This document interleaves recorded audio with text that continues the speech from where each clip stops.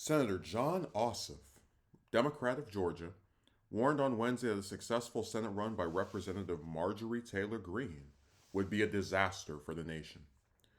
Ossoff is set to defend his seat in the 2026 midterms, 6 years after he pulled off an upset win against former Senator David Perdue, an intense race to help Democrats gain control of the Senate at the time. President elect Trump has previously floated Greene as a Senate candidate he'd support, and Ossoff cautioned she might be his challenger. Donald Trump wants Marjorie Taylor Greene asking questions in the Senate confirmation hearings instead of you. It would be his dream come true to have her in the Kash Patel confirmation hearing for FBI director. MSNBC's Lawrence O'Donnell said Wednesday on The Last Word, referencing Trump's pick to lead the FBI. You know, Congresswoman Greene represents an extremely divisive, overzealous, partisan MAGA brand of politics that I think would be an electoral problem for her in Georgia. Ossoff responded, but with the former president's support in the primary, she may very well be the general elections candidate. Marjorie Taylor Greene in the U.S. Senate would be a disaster for the country. In the case of the Georgia Republican making a Senate bid, Trump suggested in March 2023 he'd battle like hell on Greene's behalf, comments which Ossoff seemingly noted during his MSNBC's appearance Wednesday. Would you like to run for the Senate? Trump said to Greene at the campaign rally in Texas at the time. I would fight like hell for you. The Hill has reached out to the Trump transition team in Greene's office for comment. You know, I actually covered the story at the time when Trump talked about her possibly running for Senate against Ossoff.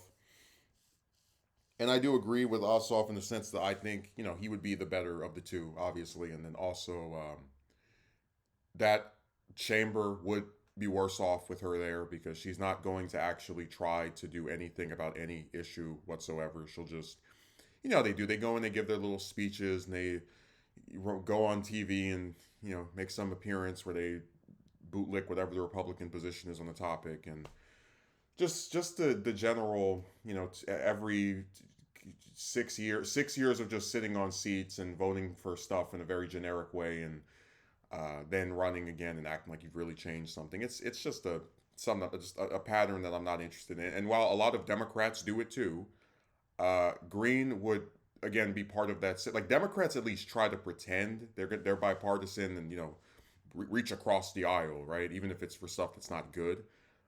You will see Greene just sit on that seat for 6 years, however many she's elected to if she wins the first time, and pass nothing. It will be years of just no accomplishments whatsoever. Just another way to, you know, further her name recognition in the hopes of possibly getting some other position like you know, president. It's, you know, just it's nothing but someone sitting there just to enhance their electoral prospects. So I agree with him that she would be a disaster if she was a senator. She's already a disaster in the House, and that's really impressive because the House has so many more members than the Senate. But where I have to disagree with him is where he mentions, and I get where he as a politician like saying this, that Georgia, you know, is not interested in this type of politics. I'm like, dude, listen, Georgia, like Arizona, and to a lesser extent like Texas, although Texas is much more red and much larger, so I guess I'm more open to just it's going to stay that the way it is for a long time. Georgia and Arizona have done this thing in the last few years where it seems like every time they vote a way that makes me go, oh man, this actually might they might be done being a red state. They might actually start kind of coming over to the, you know, Democratic column. They're getting sick of these, you know, extremist right wing politicians that don't do anything for, you know, 2 to 6 years but run for office and, you know, demagogue about socialism and illegal immigrants and all the rest of this stupid stuff. But every time I think they've changed or they're going to start going in a direction that shows they're sick of things as they are, they relapse. You look at the Stacey Abrams gubernatorial race, her against Brian Kemp, and she loses, but she loses by a hair, by like a really small margin. And I'm like, okay, cool. So next time she runs, she might be able to pull this off. And then she runs again, and it's by an even larger margin. You look at the presidential election, right, in 2020. I'm like, okay, oh, Biden won Georgia? When, you know, when I saw that, I was surprised. I was like, again, maybe, because this is coupled with Warnock and Ossoff, you know, being able to keep their seats. So I think maybe there's actually a sign here that things could be getting better for this state and but then all of a sudden, guess what? Next presidential election, Trump wins. So they're just yo-yoing at this point, and I cannot say in good conscience, because I try to be honest here. If Greene is a candidate, she will be the favorite to get the Republican nomination. I think she would get it pretty hands down. Like I can't think of anyone in that state other than Kemp, who I don't think is going to want to be senator after being governor, um, to possibly challenge her and have like a good shot of defeating her. But if she gets the Republican nomination and she is a Republican's nominee for Senate, I believe she will be the hands-on favorite to win that race.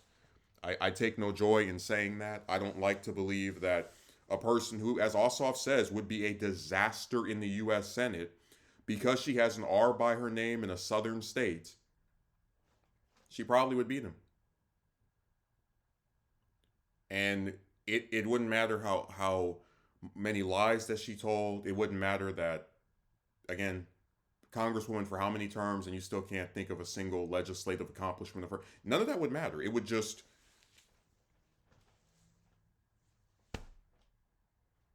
it's just she's a Republican in a red state. It's a red state that has like shades of being purple, right? But it is a red state. Um, and honestly, because like I've never been the biggest Ossoff fan, right? I remember when he was like really going with the right wing stuff during his House and Senate races. But I'd be the first one to tell you that I don't want to see him lose his Senate seat. In theory, I'd like to see the Democrats pick up Senate seats in Texas and Louisiana and